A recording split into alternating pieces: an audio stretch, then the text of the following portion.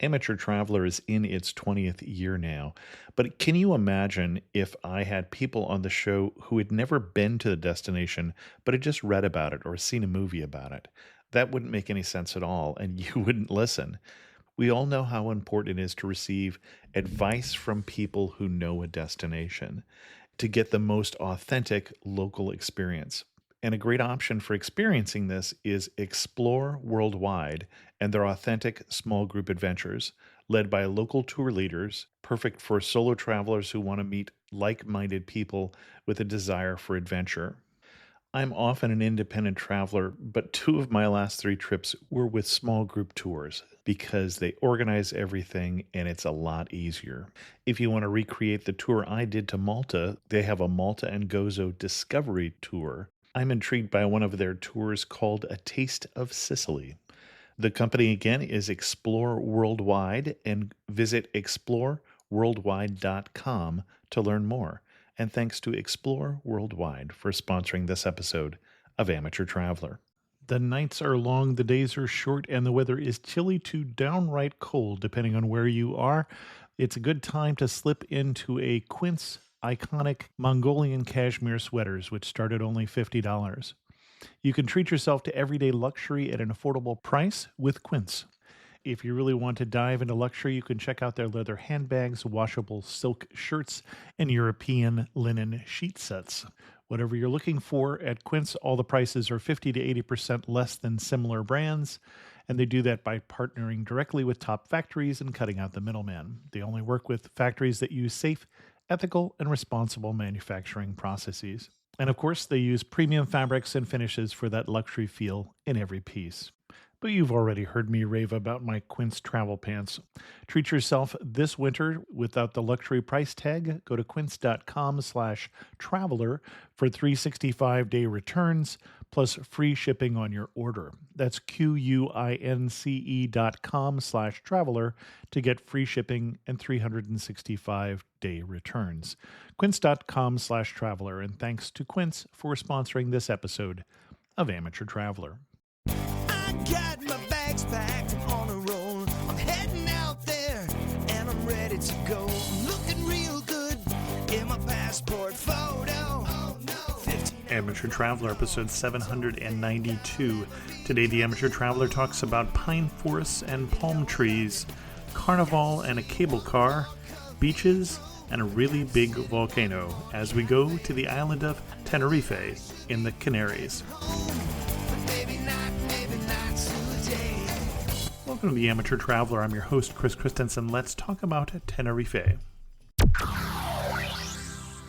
like to welcome back to the show Justin Barnes from justinandcrystal.com. Justin has been on the show before talking about Turkmenistan and Hawaii, and today has come back to talk about Tenerife. Justin, welcome back to Amateur Traveler. It's nice to be back. Thanks for having me. And we're talking about Tenerife, so an island off the coast of Africa belonging to Spain. Spain, yes. What's your connection with Tenerife? So I actually lived in Tenerife for a good chunk of 2021. I had visited there a couple times in 2019, and on the first day that my wife and I visited, it immediately reminded us of the Big Island of Hawaii and also a little bit of Southern California, and kind of a great balance of both of those. And so we went back a second time around Christmas of 2019 to visit again, and decided that we would like to make a go of it. We didn't know COVID was going to happen, but even despite that, we ended up moving there in early 2021 and had a great time living there when we did. Excellent. And why should someone go to Tenerife? Because it really is a great mixture of so many things. It has a lot of the natural beauty of Hawaii, of the Big Island. It reminds me a ton of the Big Island, but it has a lot more creature comforts because there's a lot more people than on the Big Island. It has a lot more of the creature comforts like you might find in Southern California or in Honolulu, for that matter, and all mixed together with a lot of tourists from all over Europe, because all of Europe tends to go there on holiday, and then obviously the Spanish culture that permeates through everything on the island. Excellent. What kind of itinerary are you going to recommend for us?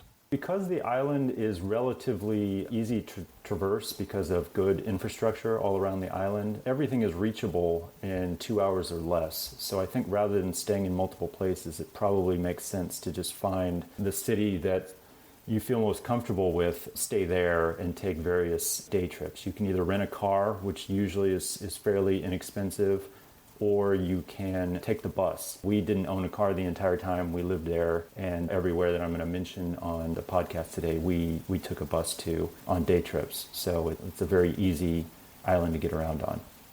Excellent.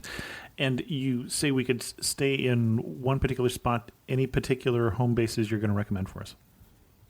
I personally recommend Puerto de la Cruz in the north.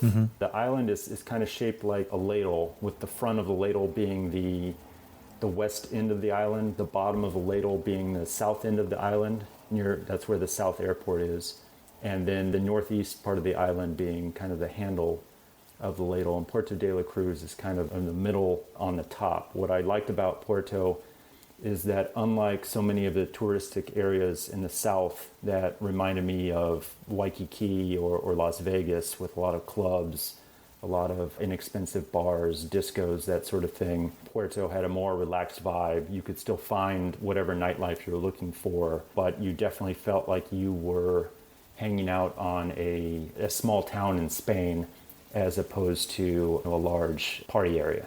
Okay. And I'm going to wonder that because there's a tall mountain in the middle of the island, which we're going to talk about in a little bit, and a lot of the resorts are in the south part of the island, does that mean that is the rain shadow? That the windward part of the island is the north and the leeward is the south? Or what is the weather pattern? Yes. Okay. That's exactly right. The trade winds generally come from the north to northeast. As you mentioned, there is a giant mountain in the middle of the island, Mount Teide, which is the tallest mountain in Spain, over 12,000 feet. It's actually the third largest volcano in the world, behind Mauna Kea and Mauna Loa on the Big Island of Hawaii. And so most of the weather hits the north side and leaves the south side relatively dry. But unlike Hawaii, the wet side of the island is not that wet. Okay. There were only a handful of days where I didn't feel like going outside because it was too cold or too windy or too rainy. I think the north side of the island gets somewhere on the average of like 20 to 25 inches of rain a year. In the south, maybe 10 or less. So it's not as big a difference as you see on the Big Island. And if I found out what island has the fourth largest volcano in the world, would you be pitching me that next? No. Okay. But I'm going to guess it might be New Guinea. I don't know. Could be. Excellent. Because you can stay in what I'll call a home base. In this case, I'm recommending Puerto, but honestly, you could stay anywhere on the island. I think what I'm going to do is go through the various areas of the island going around counterclockwise, and then I would recommend just taking day trips and coming back. Before I start with Puerto, I'll just start with Teide because it's kind of in the middle of the clock, so to speak. Like I said, it's the tallest mountain in Spain, the third largest volcano in the world. It's surrounded on all its slopes by a large native pine forest, which is one of the oldest native forests in Europe. It used to be all over Europe, but the latest ice age on mainland Europe, that all froze out. But on Madeira and Tenerife, there's still some of the native pine forest, which is nice to ascend through. And then once you get above the forest, it's very dry. You're above the clouds, and there are interesting hiking trails in a large caldera just below the peak. And then there's a large parking lot where you can get on a cable car to go up almost all the way to the top. And then there's more trails almost the very top of the mountain where you can see all across the island, especially on a clear day. And on especially clear days, you can actually see several of the other islands that are not too far away from Tenerife. And let's talk about the pronunciation here too, because before the show I asked how to pronounce it, and you said there's no standard, and you decided we were going to use Tenerife, and then I went with Tenerife, and you've been calling it Tenerife. So you lived there for a while, and you heard a variety of pronunciations. I did. I heard Tenerife with no pronunciation of the E. I've heard Tenerife, like almost like a UH sound, and Tenerife, like FAE type sound at the end. I heard all used interchangeably. I tried to get some sort of a concrete answer, but never did. And part of that may be that there's expats from Germany, expats from Britain that live all over the island. Plus, a lot of people on the island are not from Spain originally. There's a lot of people who have families in Venezuela and Cuba. So actually, unlike mainland Spain, the language is not the same. It sounds a lot more like Caribbean Spanish than Castellano. Interesting. Okay.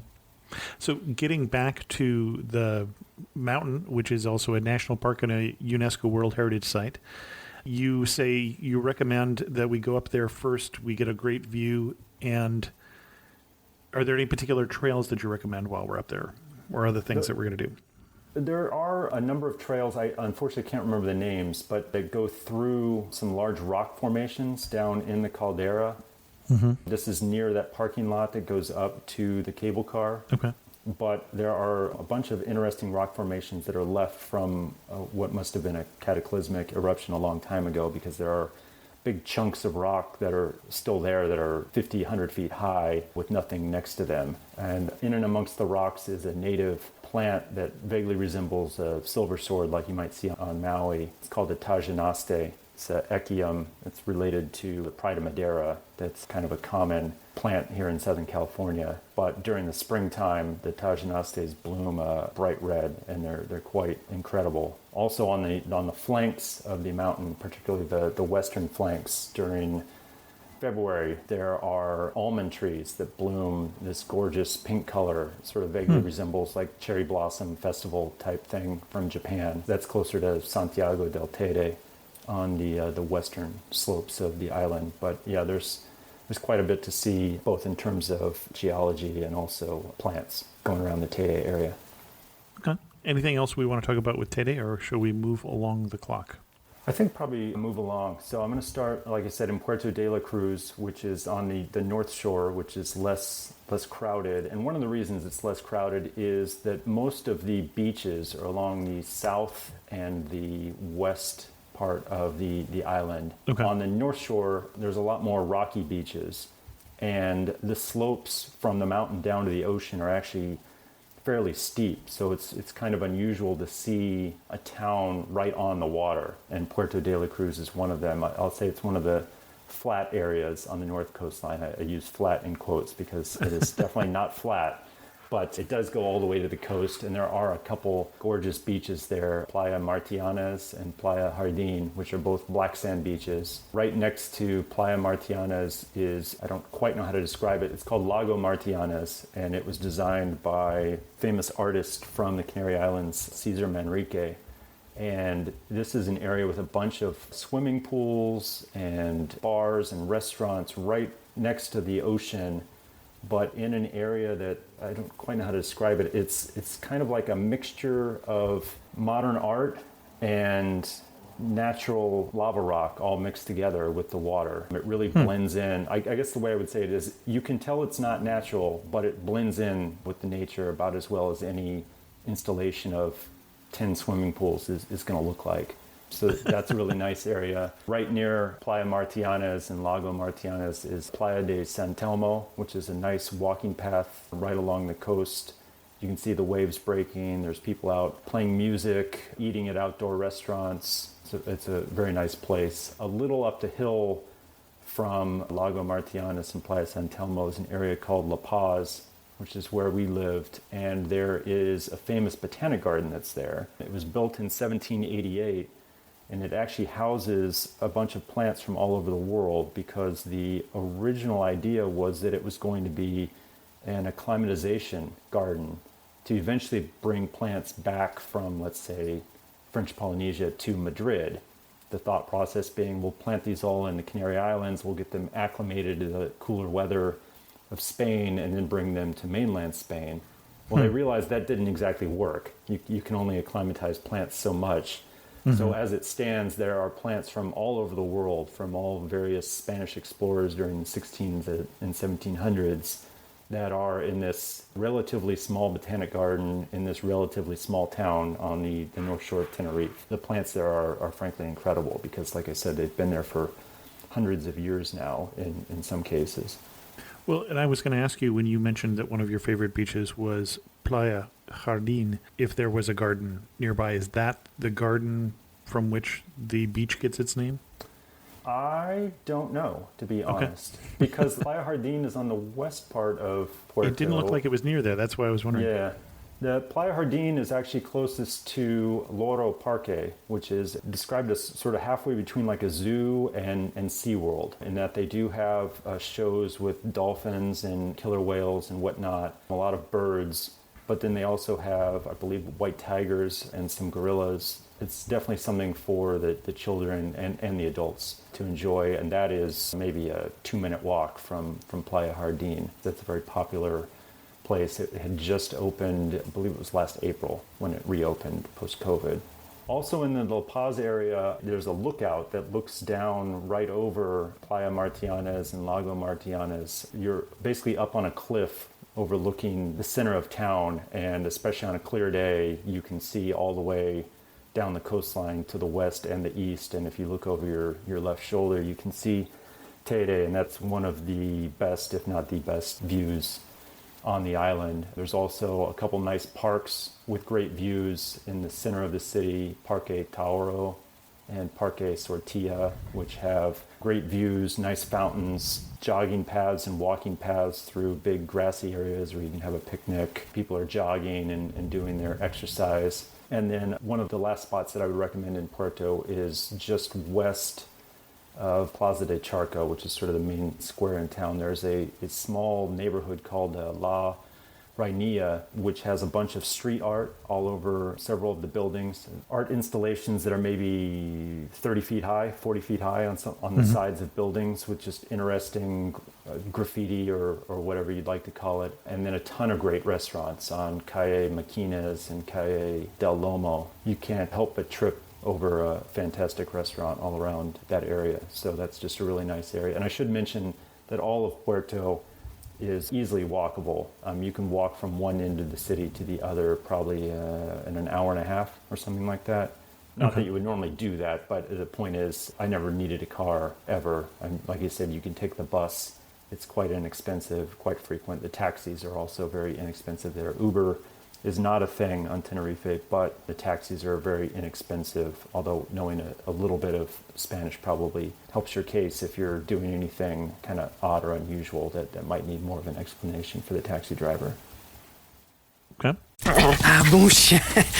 Bonjour, je suis Theo, a tour leader with Explore, and this is Punti. He's helping us find truffles under the trees next to this beautiful vineyard. Maybe for tomorrow's cooking class? Oui, call semi-heure. Parfait. Semi-o'clock. Not everyone gets to enjoy a Bordeaux sunset this way, but you will if you explore. No, Punti. Search exploreworldwide.com and don't just travel. Explore. These are violent criminals, so they're not going to go down easy. ABC Tuesdays. Let's get this done. The Rookie is back. We have 2 new rookies starting today. Howdy.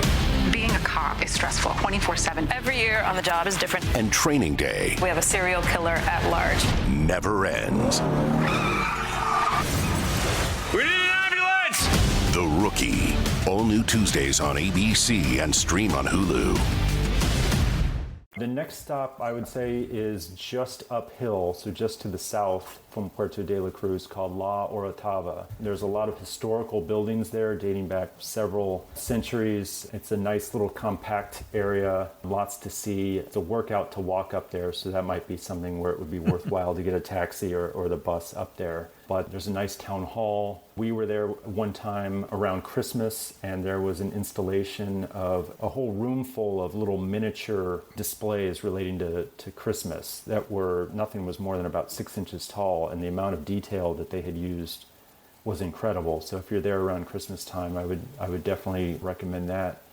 There's a Church of Our Lady of the Conception, that dates back to 1516. There's an amazing restaurant called Casa Larcaro that's right near there. The building that it's in dates back to the 17th century. There's gardens. There's an area like a palace. I don't know what to call it exactly, but a palace-looking building that's a bright pink color called Liceo Tauro. That's quite impressive. So La Orotava is an area that you could probably see quite a bit in just a couple hours walking around, and not too many tourists, not very crowded at all.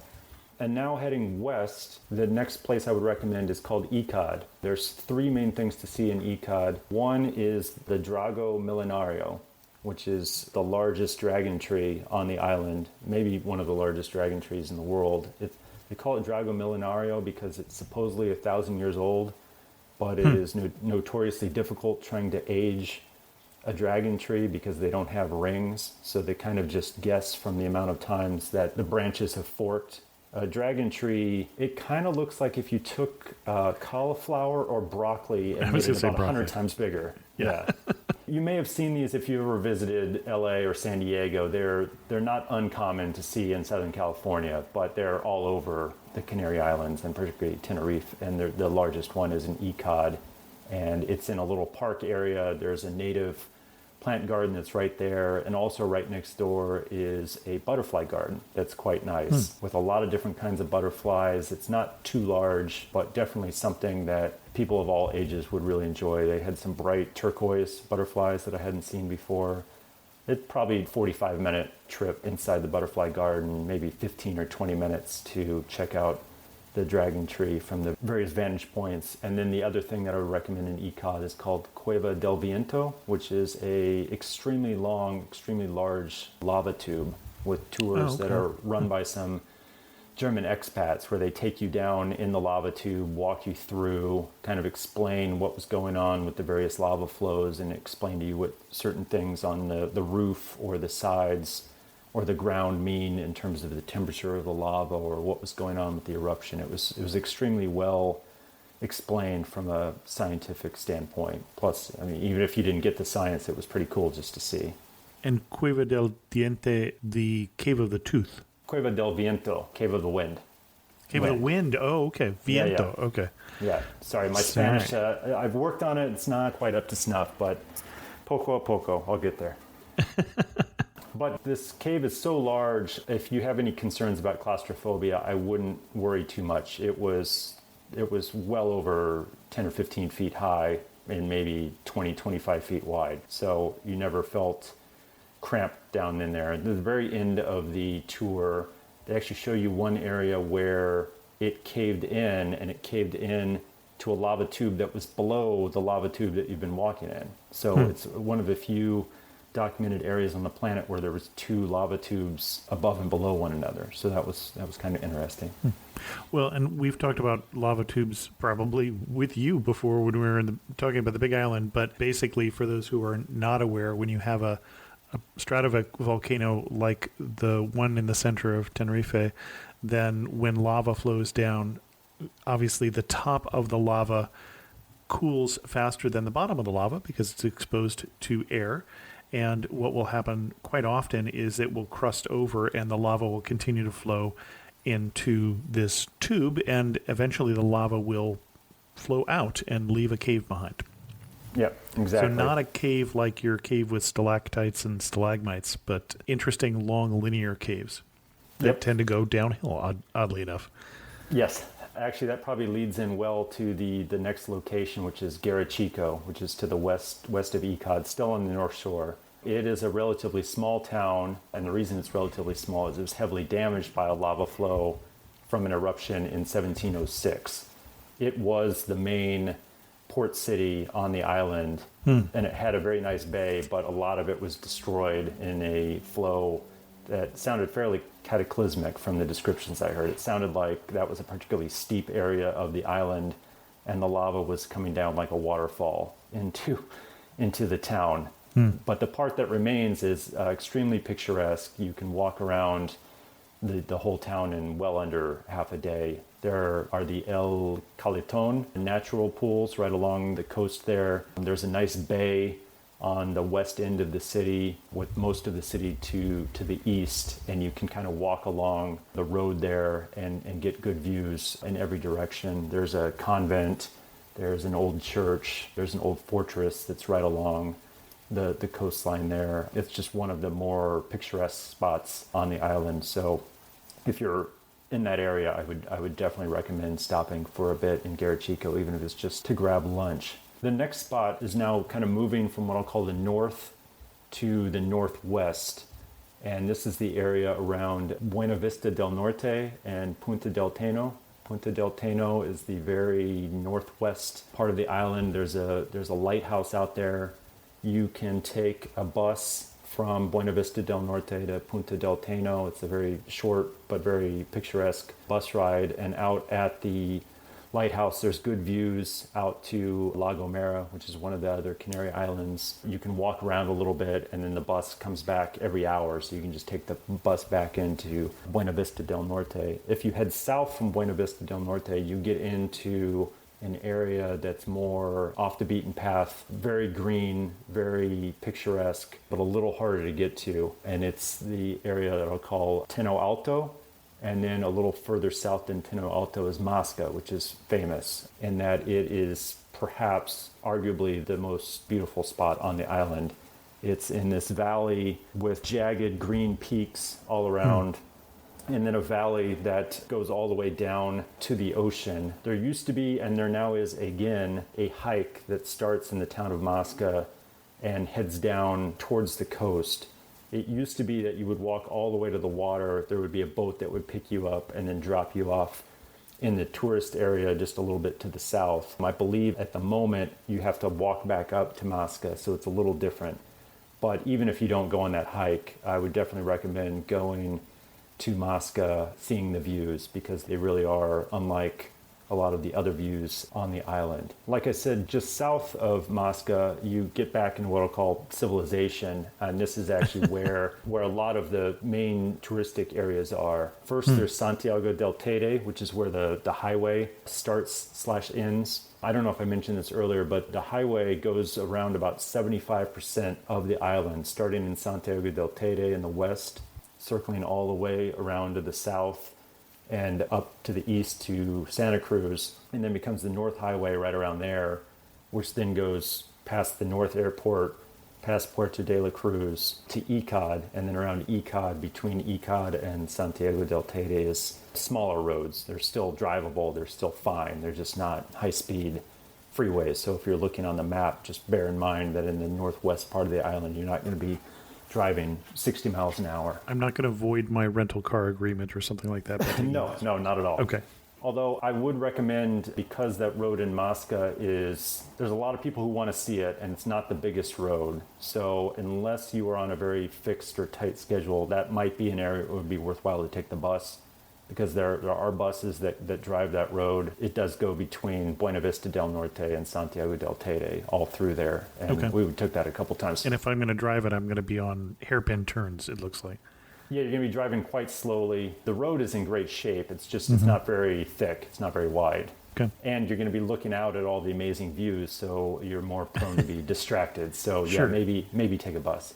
Okay. But yeah, now south of Santiago del Teide, you get into the area called Los Gigantes, which is the cliffs that are between the town of Los Gigantes and that beach that I was telling you about where you would come out in Masca. And these are cliffs along the west edge of the island that get as tall as, I think, 1,500 feet in some places. I don't know exactly what caused these. I was actually trying to read up on this last night to prep. My guess is that part of the island fell away, as happens every so often in Hawaii, for example, but I'm not sure. But yeah, there are 1,500 foot tall cliffs. Well, I think the answer to your question is right there in the name. It's the Beach of the Giants. So clearly, they were caused by giants.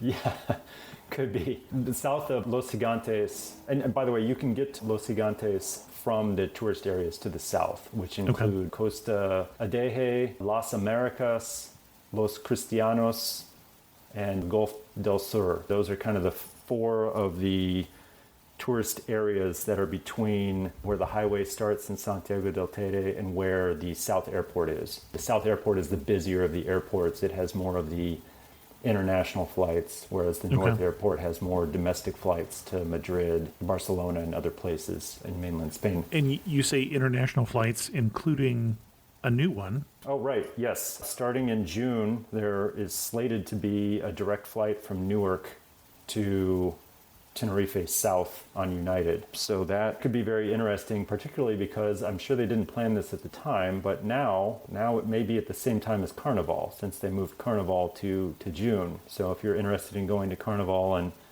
Tenerife, you might be able to fly there direct from the U.S. without having to go through any of the airports in Europe. Well, and you say they moved Carnival, and we haven't talked about that yet, but Carnival is normally in the usual time for Spain, not the time for Caribbean. Does Carnival near whenever the island was freed from slavery. Most of Europe does it around Lent, just before the beginning of Lent, and so that would have been, well, gosh, that's a little late this year, March, I think, this year. Yeah, so I think their big Mardi Gras day would have been next Tuesday. Yeah. I was actually supposed to fly out, I think today, to go visit because I didn't get a chance to visit last year because they had canceled it because of COVID. But then this year they postponed it because of COVID. So fingers crossed I will see Carnival in June because theoretically the Carnival in Tenerife is the second largest in the world behind Rio de Janeiro. So the internet agrees with you, that being the second biggest. So you can say with more confidence than that. I did look it up. All right. I believe you. I'm looking forward to it. And we know the internet is always right. Yes, yes, for sure. So in the areas that I was talking about in the south, like Costa Adeje, Las Americas, etc., this is the area where you'll find inexpensive happy hours, discos, clubs, karaoke bars, all of the signs being in English everywhere, tons of expats and tourists from England and across the rest of Europe. And I like it, but it definitely has a different vibe than the rest of the island. Some of the things to see there, if that's not your cup of tea, are the boat trips to go to Los Gigantes, and then also you can take boat trips to see dolphins, whales, and pilot whales. We did that, and that was quite nice. We didn't see any whales, but we saw a ton of dolphins and a ton of pilot whales, which if you haven't seen a pilot whale before, I'd describe it as being halfway between a dolphin and an orca, both in terms of its shape and its size. It kind of has a very stubby nose, and it's all black. It's about halfway. It's not quite as big as an orca. It's not quite as small as a dolphin. But those are reliably seen in the waters between Tenerife and La Gomera. And so in terms of staying in that area, that would really be more for people like me who are all about the disco. Yes, exactly. Okay. Yeah, yes. So I don't mean to besmirch that at all. I stayed down that area for a long weekend, and it's nice, but it just doesn't seem as foreign. Sure. Yeah. As the rest of the island. Now moving a little further east from there, just east of the airport is an area called El Medano, which is famous for windsurfing and kite surfing. There are always prevailing winds there, and the bay there is always full of people out windsurfing and kite surfing. So if that is something you enjoy, I would definitely recommend El Medano. If you've never watched kite surfers, it's definitely something that is worth doing if you haven't done before. It's great fun. Yeah. And there's actually a short mountain that's right near the airport where I think you can probably see the people kite surfing at El Medano. It's right near the airport. In fact, as you fly in and fly out, you can't help but tell that there's this little peak right along the coastline there on the south. Got it. Going east from the airport, there's not a lot between the south airport and the capital of Santa Cruz, with two limited exceptions. One is there's some pyramids in Guimar from the 19th century. They don't know exactly what they were created for. The best guess is for agricultural reasons, but it's this built-up area that kind of has these stair-step pyramids. And again, they don't know exactly the backstory there, but the best guess is for agriculture, getting flat land to be able to grow crops. And the other... This episode is brought to you by Shopify. Upgrade your business with Shopify, home of the #1 checkout on the planet. Shop Pay boosts conversions up to 50%, meaning fewer carts going abandoned and more sales going cha-ching. So if you're into growing your business, get a commerce platform that's ready to sell wherever your customers are. Visit Shopify.com to upgrade your selling today. Thing along that drive from the airport to Santa Cruz is the Basilica de Nuestra Señora de Candelaria, which was designated a minor basilica in 2011 by whoever the Pope was in 2011. Santa Cruz is the largest city and the capital, but the reason that I didn't mention it up until now is that it's more of a working city. It is not so much a touristic area. There are nice things to see there, but it's a large city with over 200,000 people. Some of the things I would recommend there are the Palmidum, which is a giant palm garden built on top of what used to be the city's landfill, but now has great views of the town and of the coastline. It's very well laid out with good signage. Right by the Palmitum is Parque Maritimo Cesar Manrique, similar to the Lago Martianes public pools that I was describing earlier in Puerto de la Cruz. There's also a large auditorium that is based on a sail. To me, it looks vaguely like the Sydney Opera House, but there are musical performances there fairly regularly. There's also a couple nice museums in Santa Cruz, the Museum of Nature and Archaeology, which gives some background of the culture of the Guanches, which were the native people that lived on Tenerife before the colonizers came. That museum also has a description of the volcanism on the island and kind of what led to the shape that the island currently has, and then also has some information on marine biology in terms of what's in the ocean around the island. So that's a nice museum. And then also the Military History Museum has information about the chronological history of how the Canaries became part of Spain, about fighting off Admiral Nelson and the British back in the day. And it's built inside of an old fortress. So that's interesting. There's a nice shopping district on Camino del Castillo, right there in the middle of Santa Cruz. There's also a couple nice parks. One that I particularly enjoy is Parque Garcia Sanabria, I guess it would be, with tons of greenery, nice walking paths, plenty of shady spots, great place for a picnic or just to have a lazy day. And then there are some older items going back a couple hundred years, like Castillo de San Juan Bautista, Ermita de Nuestra Señora de Regla, and a bunch of other churches and fortresses that I would do a poor job pronouncing, but they're kind of along the Embarcadero area. There's a big Embarcadero in Santa Cruz near where the cruise ships come in, because cruise ships do come in all the time. We were actually on a cruise the first time we visited the island, and they all come into Santa Cruz. Okay, got it. Right next to Santa Cruz is La Laguna. It's kind of tough to tell where La Laguna starts and Santa Cruz stops, but one thing that is specific to La Laguna is it has a historical center with a bunch of older churches and other buildings. That's a UNESCO World Heritage Site. I guess it was one of the first what they call Spanish settlements in the Americas, even though we're not quite in the Americas, but it kind of has that layout that became familiar and often used in Spanish settlements around North and South America. Kind of, I guess the best example I could give of something in the United States would be like the French Quarter, which was Spanish before it was French. Okay. Kind of that laid out like a grid, lots of buildings with balconies and whatnot. And La Laguna has a historical center with very well preserved old town dating back to the 1500s. La Laguna is also right next to the North Airport, which if you are coming from Barcelona or Madrid, is probably the airport you're going to come into. Just a random bit of trivia, the North Airport is the airport that was the site of the deadliest air crash ever back in the 70s. Oh, gee. Two 747s hit one another. That is not something you need to worry about anymore. I don't think any 747s come anywhere near that North Airport. And that was just a weird confluence of bad events that led to that. But one thing that came of that is I believe nowadays all air traffic controllers and pilots need to speak to each other in English, no matter where they are in the globe. Right. Because that day there was a translation snafu, which unfortunately had deadly results. But anyway, that is where the North Airport is, right near La Laguna. The one area that I haven't mentioned yet that's kind of what I'll call off the circle is in the northeast part of the island, and it's called Anaga. And Anaga doesn't have any of the major highways. It's got windy surface streets to get up there. It is extremely green.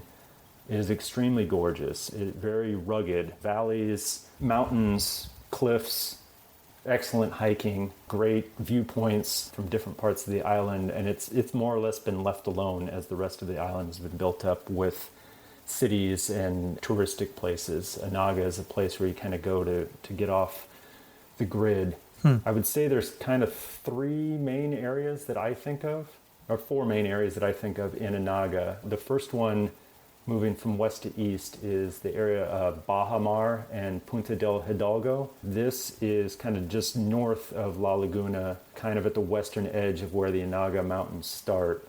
And this is an area where there's a ton of surfers because there's a very nice break there giant bay. There's also some nice natural pools right near the ocean in Punta del Hidalgo. There's also a very interesting, futuristic-looking lighthouse there, and great views of the north coast and Tete. Just east of there is an area called Chinamada, which is one of the few places we were not able to get to by bus because buses do not go there. But you can hike there from Punta del Hidalgo on what's an extremely nice but fairly challenging hike that kind of takes you straight up from the coast into the middle of Anaga. There's a great restaurant you can eat there in Chinamada and then hike back down. So I think we got off the bus at 10 a.m., got to the top at around noon, had lunch at probably done by 12:45 and probably back in Punta del Hidalgo before 3. So Chinamada is amazing. A little east of there is an area called Almasiga and Banijo. And these have some very remote beaches that you can walk to with, some of them I think have black river rocks along with black sand down there. These are beaches where you're not going to see very many people at all. You're probably going to see all locals if you do walk there, and you really have no idea you're on an island with almost 1 million people. And then furthest to the east, in the northeast corner of the island, is the area around Chamorga. There is a small beach and some rocks called Roque Bermejo, where you can walk down there from Chamorga, and there's like a little bar with beers and wine that's set up by just some random guy on the weekends because he knows that people are walking down there. It's a really nice beach. The day that we were down there, we were able to see Gran Canaria from across the ocean. Gran Canaria is to the southeast of Tenerife. There's a nice lighthouse, the Faro de Anaga, that is just uphill a little bit. There was an area of just above the Faro de Anaga where you could see the north shore and the east shore and the lighthouse and these giant rocks that are along the north shore that are out in the ocean and Gran Canaria. Again, that's one of the, if not the best viewpoint on the island, certainly way up there. The last thing in Anaga that I would say is there is a hike kind of in the middle of the park called Sendero de los Sentidos, basically hike of the senses. And it's a forest hike that focuses on using all of your senses, touch, smell, sight. That's very interesting, and that's something that piques your interest. I would definitely recommend that as well. Anything else we want to cover before we get to some of our wrap-up questions? I know on most of these podcasts, people give a specific itinerary. I didn't give that this time because, like I said, you can use any place on the island as a base. I'm sure a lot of the places that sounded more interesting to some people would be less interesting to others. But with everything I said, if you were there for 7 days, my recommendation would be to spend one of the days going to the top of Tete, and again, get a reservation for the cable car if you can. Spending 1 day exploring Puerto de la Cruz and La Orotava, they're right next to each other. The third day, checking out Icod and Garachico, and if you want to go to that Cueva del Viento, I would recommend getting a ticket ahead of time for that as well. A fourth day, checking out Masca and the Teno Alto area. For that, I would check the weather beforehand, see what day is scheduled to have the best weather, and then go to Masca that day. Masca oftentimes can have cloudier weather than a lot of the other spots on the island, but that's why it's so green. I would visit Punta del Teno either the day that you go to Masca and Teno Alto or the day that you go to Icod and Garachico. Either one of those would fit well with Punta del Teno and Buena Vista del Norte. I would suggest going on one of the dolphin and whale tours and seeing Los Gigantes. That's a really nice area of the water, and you can get in whatever beachy club stuff you want to get in as well when you're in the area. And then I would spend a day in Anaga. If I was forced at gunpoint to choose one part of Anaga, I would say that area around Chamorga in the very far northeast. And then the seventh day, I would recommend going around Santa Cruz and La Laguna in the east. Oh, one other thing in Santa Cruz and La Laguna that I've neglected to mention is just northeast of Santa Cruz is a very popular beach called Playa de las Teresitas. Is the most popular beach on the island. Definitely the most popular with the locals. Excellent. In terms of when to go, you are obviously doing a special trip to try and be there for Carnival. Yes. Any particular recommendations for when to go or when to avoid is the other question. This is always interesting because I have a different answer on an absolute scale. The absolute scale meaning when is the best weather, you're probably looking at April, May, or September, October. But on a relative scale, if you live in upstate New York, Probably January is your best time to go. Sure, yeah. Because it's nice weather all time of year. They call it the land of eternal spring. And that reminds me that on that vein, this is one of the most colorful places I've ever seen. The landscaping everywhere you go just has all sorts of colorful trees, colorful shrubs, and seemingly no matter the time of year, something is in bloom. I showed up at the beginning of January, which is normally you would not think a very popular time for blooming plants, but there was flame vine, which is this striking bright orange vine that blooms during the middle of winter in the northern hemisphere, and it was everywhere. There's bougainvillea everywhere. There's hibiscus, plumeria, almost all of the tropical type trees that you would see in Hawaii, but then also some of the temperate and subtropical things like you might see in Florida and California. It all seems to grow in Tenerife. It's really striking. No matter where you go, no matter the time of year, you're going to feel like you're in a bright, colorful area. I am a little curious. You visited the first time on a cruise ship. Yes. And you told me that you fell in love with Tenerife and decided to move there about an hour later. Yes. What did you do in that hour? So we were taking the drive up from Santa Cruz to the top of Teide. Okay. And so we were going through the forest, and we had already driven through Santa Cruz and La Laguna. Then we had driven through this pristine pine forest. Now we were above the clouds, and we had our first view of Teide and what I'll call like the very volcanic area near the top. And we just kind of looked at each other in the back seat of the car, and I took out my phone, and I pulled up a picture that I had on my phone, and I showed it to our guide, and she had this confused look on her face, and she said, "I thought you said you haven't been here before." And I said, "That's not here. That's the big island of Hawaii." I showed her a picture that I had taken of Mauna Kea from the slopes of Mauna Loa, and it looked almost identical. And so the rest of the day, we started peppering her with questions, not of like, "Oh, what's it like to live here?" and this and that. We were peppering her with questions like, "So how many mosquitoes are there? If you have an injury and you have anything worse than a sprained ankle, do you need to fly back to Madrid?" All sorts of very, very specific questions that she was not expecting us to ask. But we knew immediately that it reminded us of the best things that we liked about Hawaii and Southern California, but kind of halfway in between. So yeah, that's what got us. And then we came back about 8 months later, just before Christmas. And it was just as nice then, as very festive during the Christmas period. And then we decided to move there. So we did. Excellent. Anything else before we get into our wrap-up questions? No, I think that covers it pretty well, I hope. You're a veteran here, so you know what's coming. You were standing in the prettiest spot in Tenerife. Where are you standing and what are you looking at? So I'm going to go a little off the board here because for once this would be something where I'm not standing, but I'm sitting.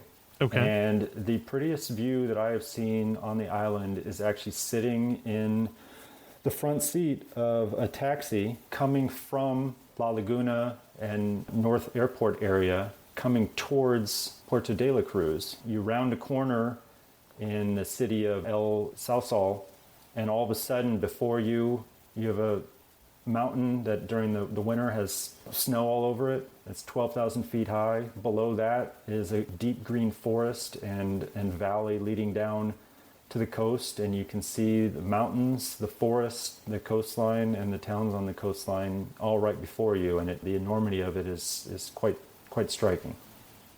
Excellent. And having lived there, one thing that makes you laugh and say only in Tenerife?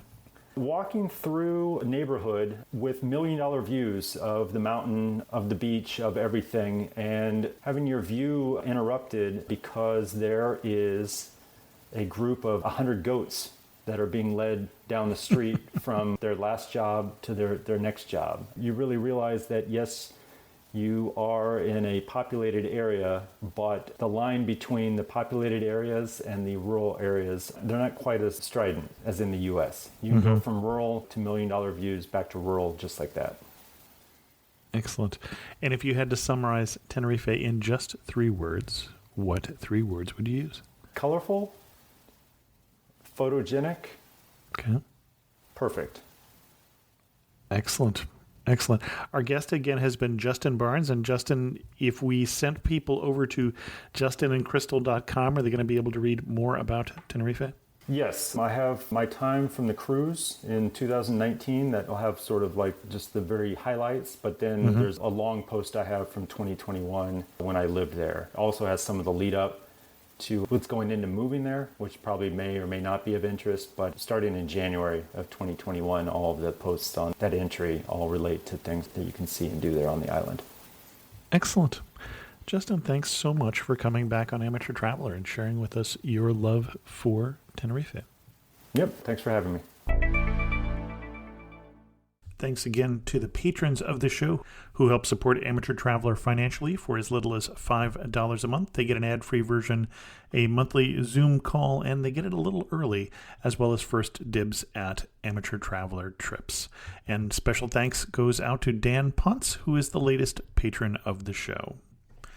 I don't know for sure that there are any spots left on the Amateur Traveler trip to Turkey in September, but if you're interested in signing up to that, that is available to everyone now, and love to have you. And you can go to the URL amateurtraveler.com/Turkey2022 to learn more information about that trip. If you have any questions, drop me an email to host@amateurtraveler.com. And with that, we're going to end this episode of Amateur Traveler. If you have any questions, again, send an email to me or leave a comment on this episode at amateurtraveler.com. And as always, thanks so much for listening.